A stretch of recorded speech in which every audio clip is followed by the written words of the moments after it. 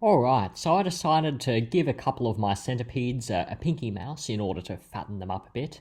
And just a forewarning, this video might not be particularly pleasant if you're squeamish.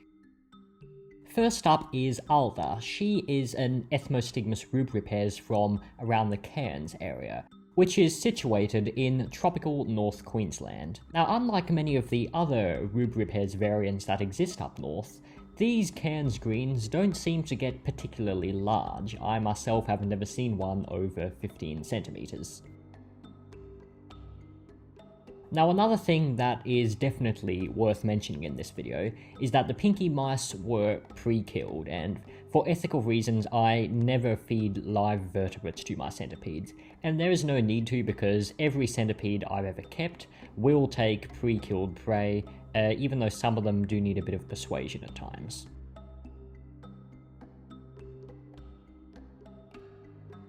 And I must say, I am very glad this mouse is already dead for its own sake, because this centipede, as you can see, appears to be exploiting its anus as a passage to access its interiors, which would not be the most flattering way to go if you were alive.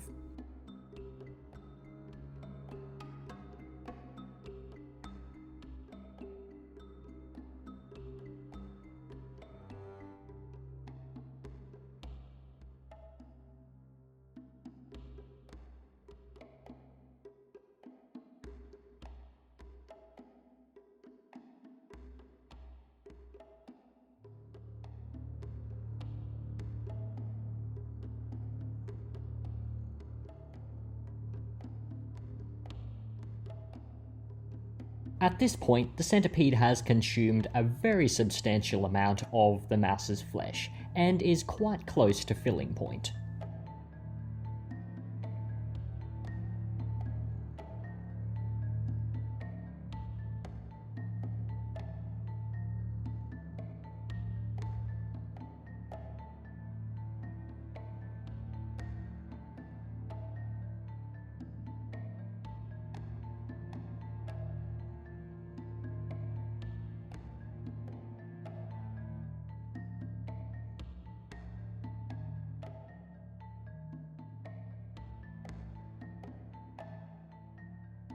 Alright, now moving on to one of the more familiar faces on this channel. This is Gurthang, a tiger form Ethmostigmus rubripes that I've owned for quite a while, I'd say nearly 4 years at this point. And she is the mother of a very badly behaved batch of pedelings, and it is quite frankly a miracle that none of them have escaped while I was trying to rehouse them. And just like the other centipede, she's all in it for the booty. Yeah, but in all seriousness, centipedes don't normally eat like this. When they're attacking live prey, they tend to go for the head or neck. It seems to only be when they're scavenging that they'll exploit the rear end as an easy way through the flesh. Now, from this angle, you can very clearly see the spiracles. They're those rounded, pit-like structures on the side of the centipede, which they use to breathe. And in genus Ethmostigmus, the front pair of spiracles is noticeably larger than the rest, so that's one characteristic trait you can use to distinguish this genus.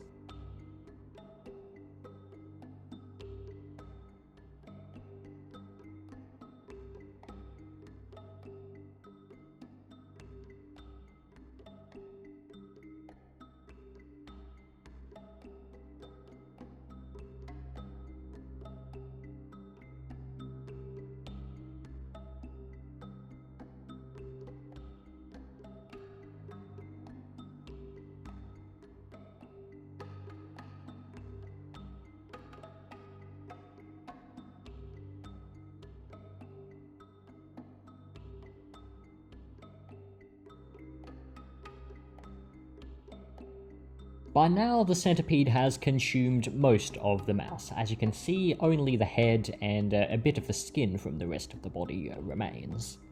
So yeah, these animals are pretty ravenous eaters.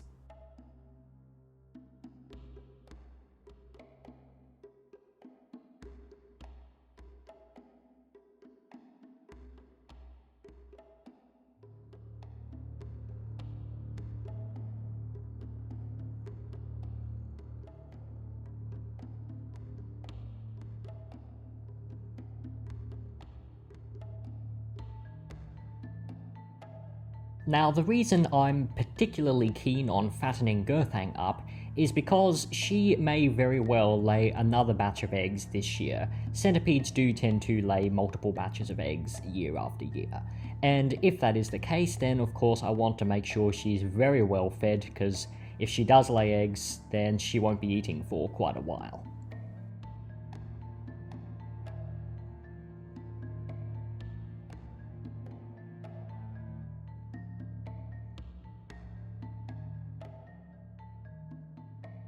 So it's gotten to the point where the internal organs of the mouse are quite clearly visible, and I'm starting to feel like I'm back in my high school biology class doing dissections, except this time they're being demonstrated by a centipede as opposed to my teacher.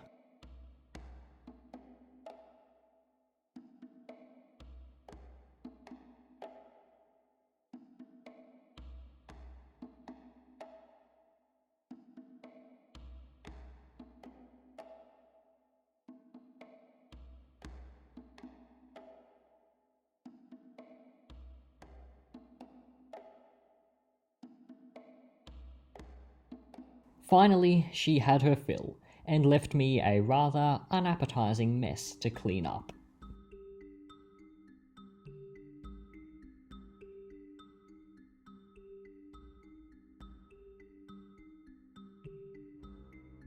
Well, waste not, want not, and the leftovers were a perfect meal for a third centipede.